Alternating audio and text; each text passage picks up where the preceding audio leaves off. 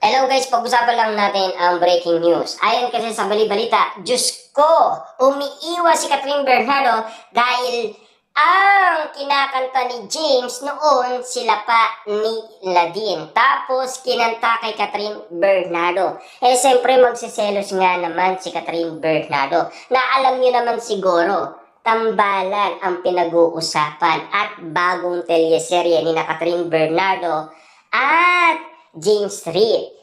Kaya nga naman kasi kumakalat ang ganitong sitwasyon, ang sinasabi kasi ng iba, baka daw nagsiselo si Mayor Mark Alcala or baka magalit nga naman.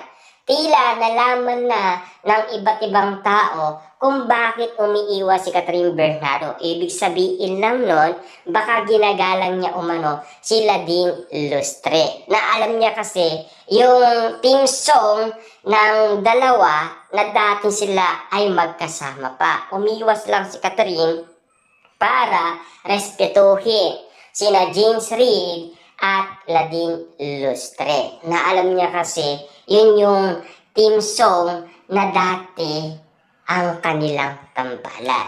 Na alam niyo naman si Catherine Bernardo, marespeto yan at mabait. Kita niyo naman ang pagiging loyal ni Catherine Bernardo kay Ladine Lustre at James.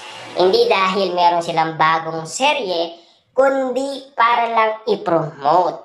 Hindi naman kasi akalain ni Catherine Bernardo na meron magre-request kay James. Alam niyo naman siguro, team song yun nila James Reid at Ladine Lustre. Kaso nga lang kasi niyayaya ni James. Ayaw talaga ni Catherine Bernardo sabayan si James Reid na kumanta. Siyempre nakakaiya naman kasi sa kaibigan umano ni Catherine Bernardo na si Ladine Lustre. Alam niya kasi kung ano ang namagitan sa kanila ni James Reid. Na dati silang magkasintaan na ngayon ay iwalay na. Kahit iwalay na sina James at Ladine Lustre, nagbigay pa rin ng effort itong si Catherine Bernardo. Hindi ibig sabihin nagsiselo si Mayor Mark Alcala or magagalit siya kapag nakita niya. Kasi ang inala umano ng karamihan, nasa backstage umano si Mayor Mark Alcala. Baka daw nakikita niya. Kaya ganun na lamang